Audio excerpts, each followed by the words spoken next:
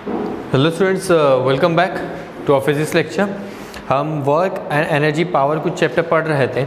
इसमें हम numerical section पे स्टडी कर रहे थे। ठीक है, हमने कुछ प्रीवियस न्यूमेरिकल्स देखे थे जिसमें डिफरेंट लॉजिक को हमने अप्लाई किया था। एप्लीकेशंस ऑफ फॉर्मूलेस देखे थे, एप्लीकेशन ऑफ डिफरेंट लॉजिक देखा था कि सभी अलग अलग लॉजिक को हम कैसे लगा सकते हैं और कितने ज़्यादा वेराइटीज़ ऑफ क्वेश्चन हम सॉल्व कर सकते हैं। आज हम फिर से आपके लिए और 3 to 4 type of different logic, different type of question, different experience हम लेके आए। ठीक है, तो शुरू करते हैं हम आज का वीडियो बिना किसी टाइम वेस्ट किए हुए।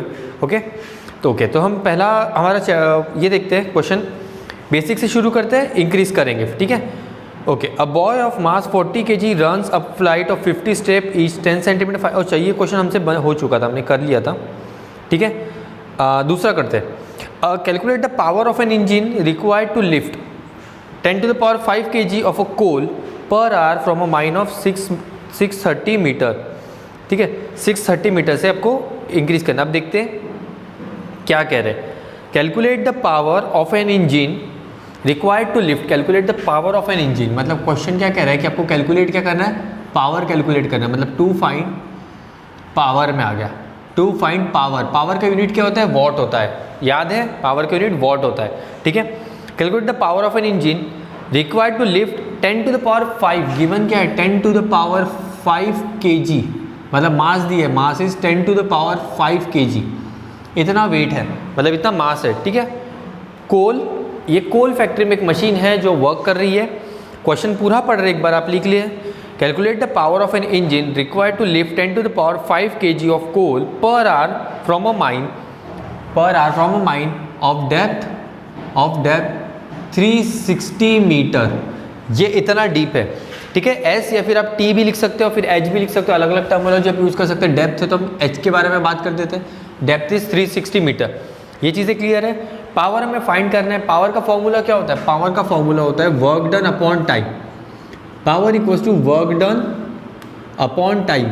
आया ना, वर्क डन अपॉन टाइम होता है। ठीक है, अब इसमें वर्क डन कैसे कैलकुलेट करोगे, क्या क्वेश्चन है। क्वेश्चन है कि एक माइन है। ठीक है, माइन में क्या हो रहा है, पर्टिकुलरली जी की वैल्यू, अच्छा और एक चीज़ दी है, जी की वैल्यू दी आपको 10 मीटर पर सेकंड स्क्वायर। ठीक है, एक माइन है, माइन में आपका एक यहाँ पे क्रेन लगी हुई है। ये क्रेन क्या करिए 360 मीटर डिप से कोल माइन से आपका कोल निकाल रही है ऊपर। और इसमें जो मास है वो कितना मास आ रहा है, 10 to the power 5 kg का। इतना ज़्यादा कोल वो एट अ टाइम उठा रहा है। वो कह रहे हैं कि वर्क डन निकालिए। वर्क डन क्या होगा, वर्क डन, अब इसमें देखिए हाइट के बारे में। वर्क डन मतलब क्या होता है, एक एनर्जी होती है। वर्क डन मतलब एनर्जी। यहाँ पे हाइट है, हाइट क्या हो जाएगा, पोटेंशियल एनर्जी। हाइट क्या हो जाएगा, पोटेंशियल एनर्जी। कैसे लिख सकते हो, m इंटू जी इंटू एच अपॉन टाइम। आया ना, ऐसा ही बनेगा, अपॉन टाइम। ठीक है, अब पावर देखते हैं। पावर इक्वल्स टू m कितना है, 10 to the power 5, g कितना है 10, h इज 360 मीटर।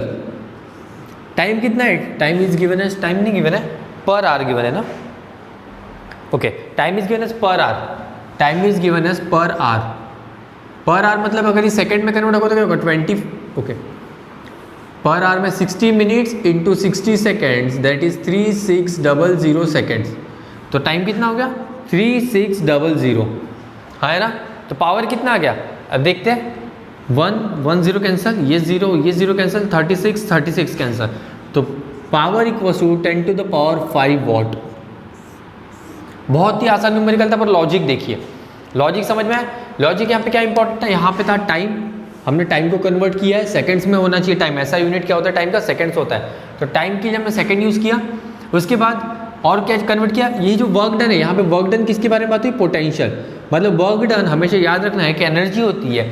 अगर हाइट के बारे में बात करें तो पोटेंशियल एनर्जी का यूज़ होगा। मूवमेंट के बारे में बात करें, कोई व्हीकल मूव करे तो काइनेटिक एनर्जी होगी। चीज़ें क्लियर है।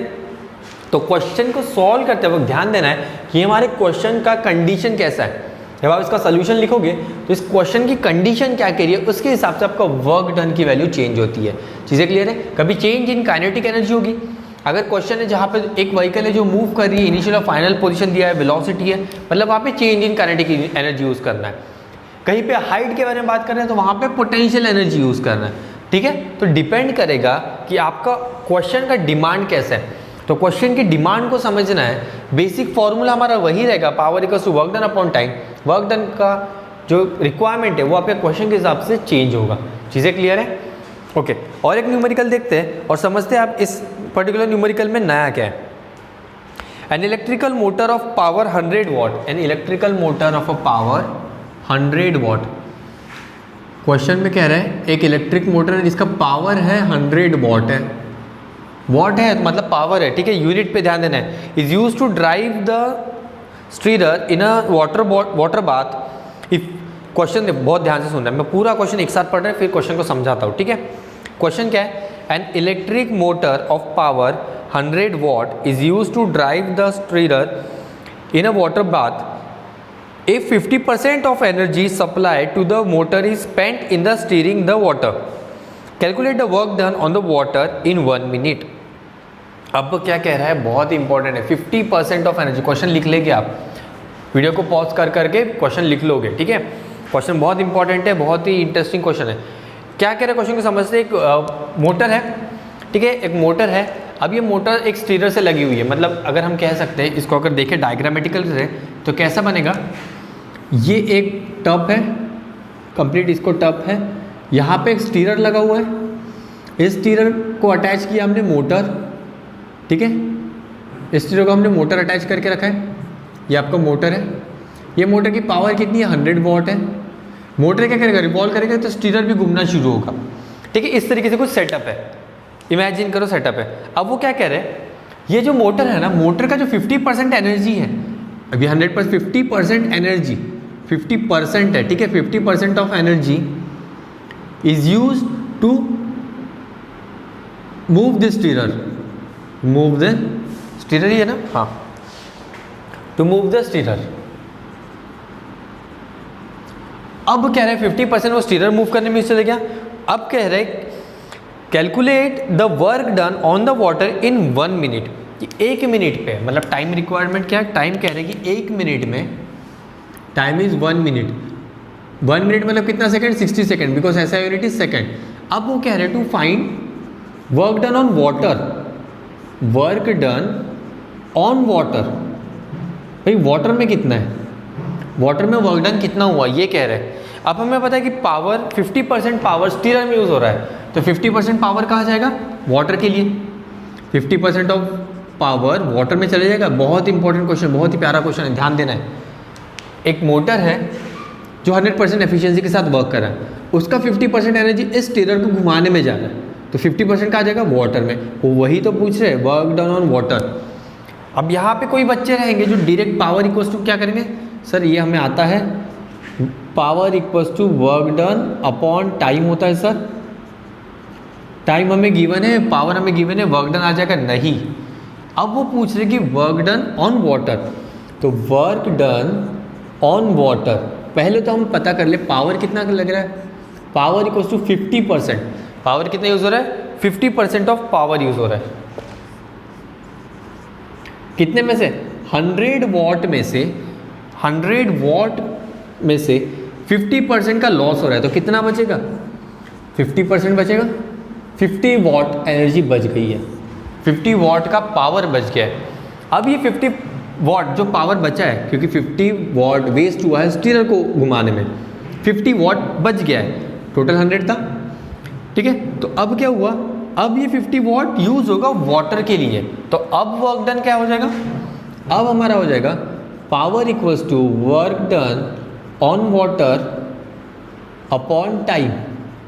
सो ये बन जाएगा work done on water equals to power into time. Power कितना है 50, टाइम कितना है 60 सेकेंड है, ना 6 5 30, तो 3000 हो जाएगा, 630 हो जाएगा 3000 जूल। वर्क डन क्या है, वर्क डन एनर्जी होती है, तो जूल। चीज़ें क्लियर है, कंसेप्ट समझ में आया। यहाँ पे एनर्जी का हमने परसेंट में एक नया कंसेप्ट दिख रहा है हमें। क्या कह रहे हैं, एक मोटर है जो 50% स्टीरर घुमाने में यूज़ हो रहा है, 50% एनर्जी बच गई है, ठीक है। अब अगर कहते, अगर मान लो ये जो पावर होता, क्वेश्चन को थोड़ा मॉडिफाई करते हैं, ये पावर 100 ना होता हुआ 500 वॉट का होता, तो फिर क्वेश्चन कैसा बनता, क्वेश्चन कहाँ पे चेंज जाता हमारा, क्वेश्चन यहाँ पे हमारा चेंज हो जाता, ये 500 हो जाता। 50% ऑफ 500 तो कितना हो जाता answer? 50% of 500 will be 250 what. 250 what होता तो यहाँ पे 250 से मल्टीप्लाई कर देते तो जो भी आंसर आ जाता है। ठीक है, ठीक है। जो ब्लू वाला पार्ट है वो एडिटेड है, ठीक है। वो नेक्स्ट अगर कहते हैं अगर ऐसा हो जाता तो इट वॉज कंडीशन, ठीक है। अगर 500 वॉट होता तो। चीज़ें क्लियर, समझ में आ गया किस तरीके से सॉल्व किया है? बहुत ही आसान था पर एक लॉजिक थी, ठीक है। ये लॉजिक हमने नई आज सीखी है, ये इंपॉर्टेंट है।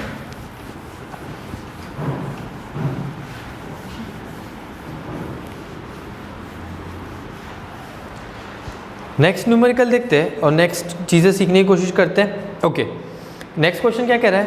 A mass of 10 kg is drop from a height of 50 centimetre. A mass of 10 kg, diagrammatical representation important, ठीक है। तो जो बनाते हैं, ये मास है 10 kg, एक बॉल कंसीडर करते हैं, इसे हम ड्रॉप कर रहे हैं, ठीक है। इसे हम ड्रॉप कर रहे हैं from the height of 50 centimetre, ठीक है। इसे हम ड्रॉप कर रहे हैं। अच्छा, वाटर वगैरह तो कहीं नहीं कहा है, कुछ नहीं कहा है इन्होंने, ग्राउंड का है, ठीक है। इसका हाइट कितना है? इसका हाइट है 50 सेंटीमीटर हाइट है।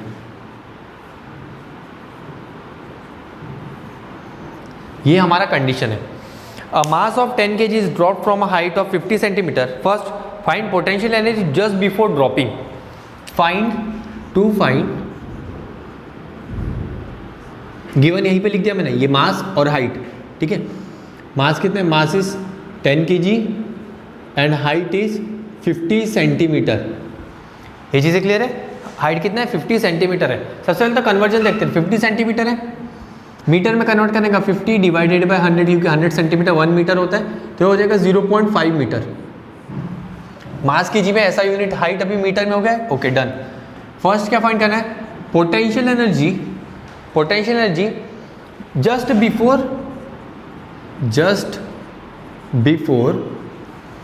Before dropping. ये पहली चीजें फाइंड करनी है।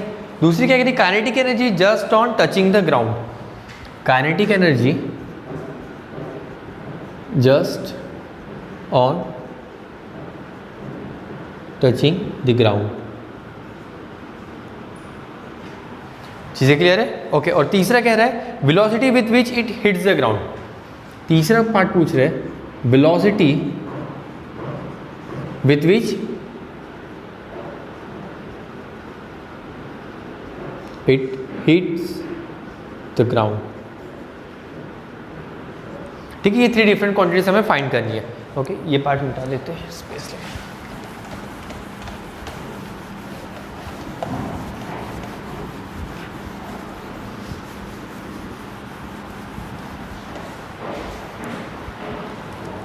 ओके, चीज़ें क्लियर है?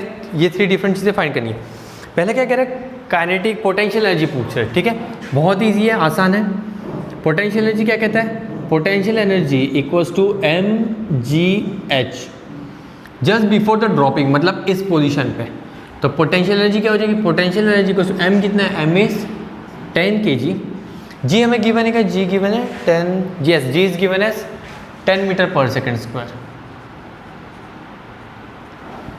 g will be 10 and height is 0.5 metre. 50 centimetre नहीं लेना है, मीटर में होना चाहिए, ऐसा यूनिट इज मीटर। ये हो जाएगा 100 into 0.5 will be 50 unit joule. Energy है पोटेंशियल एनर्जी 50 जूल। चीज़ें क्लियर है? ओके। अब kinetic energy just before the touching the ground, मतलब अब कंडीशन क्या है? सेकेंड कंडीशन वो कह रहे हैं काइनेटिक एनर्जी फाइंड कीजिए जब ये बॉल कंप्लीटली हिट कर जाएगा ग्राउंड पे। इस पर्टिकुलर पॉइंट पे काइनेटिक एनर्जी आपको फाइंड करनी है। काइनेटिक एनर्जी का फॉर्मूला क्या होता है? Half mv²। हाँ है ना, यही होता है। क्या आपको v पता है? नहीं। तो काइनेटिक एनर्जी कैसे निकालोगे? अब आप कह रहे हो सर थर्ड से हम काइनेटिक एनर्जी निकाल, सर थर्ड से वेलोसिटी निकाल लेंगे, ठीक है। तो वेलोसिटी भी निकालोगे तो आप कैसे निकालोगे? कोई ऑप्शन ही नहीं है आपके पास, ठीक है। अब एक चीज़ यहाँ पे हम बहुत ही एक कंसेप्ट यूज़ करने वाले, that is law of conservation of energy, law of conservation of energy क्या कहता है ये? Energy neither be created nor be destroyed, it can be converted from one form to another. मतलब क्या होता है? इसका मतलब ये होता है, अगर ये जो पॉइंट है इनिशियल पॉइंट, हम ए कंसीडर करते हैं, इसे पॉइंट बी कंसीडर करते हैं। अब हम कह रहे हैं पॉइंट ए पे जितनी इस पर्टिकुलर बॉल में या फिर ऑब्जेक्ट में एनर्जी है, वही एनर्जी ट्रांसफर होगी कंप्लीटली मूवमेंट में, और जब वो हिट करेगी उतनी ही अमाउंट ऑफ एनर्जी के साथ वो इस ग्राउंड पे हिट करेगा। क्यों? Because law of conservation of energy यही कहता है सर, जितनी एनर्जी आप उसमें स्टोर करोगे और जब आप उसे रिलीज करोगे तो जैसे ही उस पर्टिकुलर ग्राउंड पे वो हिट करेगा तो सेम अमाउंट ऑफ एनर्जी के साथ हिट करेगा जो उसमें इनिशियली आपने उसमें स्टोर की थी। चीज़ें क्लियर है?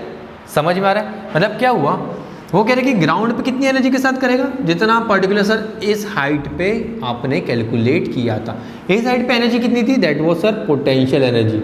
कितनी थी पोटेंशियल? 50 जूल। अगर पोटेंशियल एनर्जी 50 जूल थी तो यही 50 जूल की एनर्जी कन्वर्ट होगी काइनेटिक एनर्जी में। मतलब क्या होगा? Potential energy will be converted into kinetic energy with the same magnitude, with the same quantity. मतलब क्या हुआ, इस पर्टिकुलर पॉइंट बी पे, इस पर्टिकुलर पॉइंट बी पे काइनेटिक एनर्जी की वैल्यू कितनी आ गई?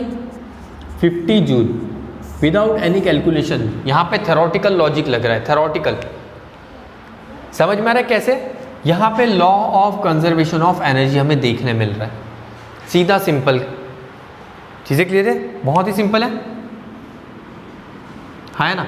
इसे हम पॉइंट ए दे देते, इसे हम पॉइंट बी कह देते थे। मतलब क्या हो रहा है, पोटेंशियल एनर्जी जितनी आप स्टोर करोगे उतनी ही तेजी से, उतनी ही same amount of energy, if condition applied, external energy zero. यहाँ पे हम कोई एक्सटर्नल फोर्स नहीं, इसको ड्रॉप कर रहे, थ्रो नहीं कर रहे। क्वेश्चन में मेंशन है ड्रॉप, ड्रॉप मतलब रिलीज करें, मतलब ये फ्री फॉल कंडीशन हो रहा है। फ्री फॉल कंडीशन में no external force, zero. External force अगर जीरो है तो सेम अमाउंट ऑफ एनर्जी के साथ वो हिट करेगा जितनी अमाउंट ऑफ एनर्जी उसमें स्टोर थी। स्टोर कितनी थी? 50 जूल। कितने अमाउंट के साथ हिट करेगा? 50 जूल। मतलब kinetic energy just on touching the ground will be 50 joule. चीज़ें क्लियर है? अब आप वेलोसिटी निकाल सकते हैं। हाँ, वेलोसिटी निकाल सकते हैं अभी। थर्ड पार्ट, अब निकालते हैं वेलोसिटी। वेलोसिटी के लिए फॉर्मूला क्या है? Kinetic energy equals to half m v square. इसमें से वेलोसिटी निकाल सकते हैं। हाँ, वैल्यू पुट कर देते हैं। काइनेटिक एनर्जी इज 50, ये बन गया half m is 10 kg into v square, ये बन जाएगा 5 न्यूमिनेटर से डिनोमिनेटर में आ जाएगा, that is 50, that is v square upon 50 upon 5, 10 है ना। 50 अपॉन 5 दैट इज 10। 10 का स्क्वायर रूट क्या होगा? अब 10 का स्क्वायर रूट बताइए कैसे कैलकुलेट करोगे। अब ये चीज़ यहाँ पे सीखने जैसी बात है, ठीक है? ठीक है, थोड़ा डिफिकल्ट है, हमारे पास कैलकुलेटर नहीं है तो हम अप्रॉक्स वैल्यू निकाल सकते हैं। कैसे निकालते हैं ये देखते हैं, ठीक है? अब हमें पता है कि 2 का स्क्वायर कितना होता है? 4, 3 का स्क्वायर होता है 9 एंड 4 का स्क्वायर होता है 16, है ना। 4 का स्क्वायर क्या होता है? 16। इतना हमें क्लियर है? चीज़ें क्लियर है? ये हमें स्क्वायर रूट निकालने में काम आएगा। अगर आपके पास लॉग बुक वगैरह नहीं है तो आप यहाँ से निकाल सकते हो अप्रॉक्सीमेट। ये सब कोई आपके पास ना कैलकुलेटर है, लॉग बुक है, कुछ नहीं है, तो आप यहाँ से निकाल सकते हैं। अब कैसे देखो, हमारा वैल्यू क्या है? 10 है, मतलब हमारा वैल्यू कहीं यहाँ पे लाई कर रहा है। जो हमारा वैल्यू है वो यहाँ कहीं लाई कर रहा है ना। चीज़ें क्लियर है? अगर देखिए 9 का स्क्वायर रूट अगर 3 है, 16 का 4 है, तो 10 का क्या होगा? 3 पॉइंट समथिंग, मतलब 3 और 4 के बीच में लाई करेगा, हाँ है ना। 3 और 4 के बीच में लाई करता है।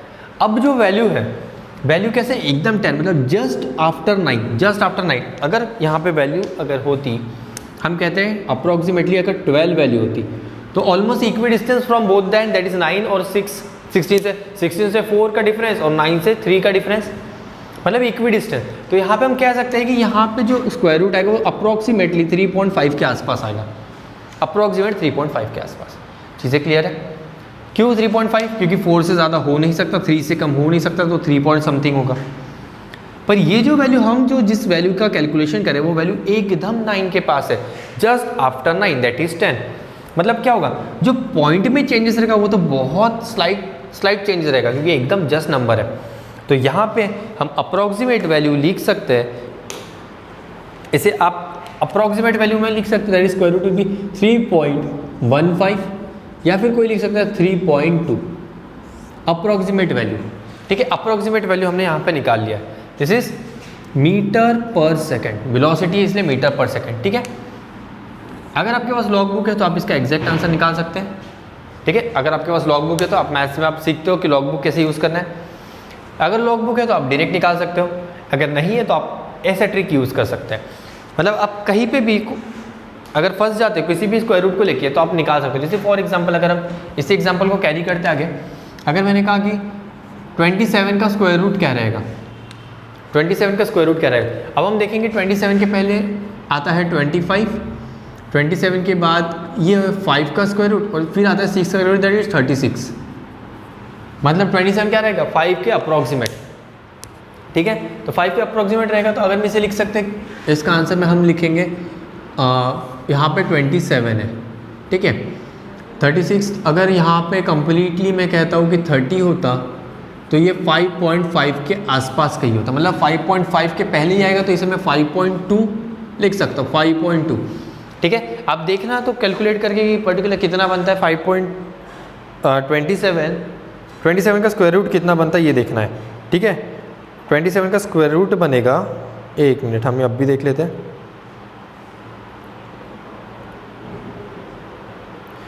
ट्वेंटी का perfect square root according to my calculate, ये तो मैंने अप्रॉक्स निकाला। कैलकुलेटर से आप जब कैलकुलेट करोगे तो आप देखोगे ये आएगा 5.19 विच इज अप्रोक्सीमेटली 5.2। अगर राउंड ऑफ कर दूँ तो देखो एग्जैक्ट आया है ना।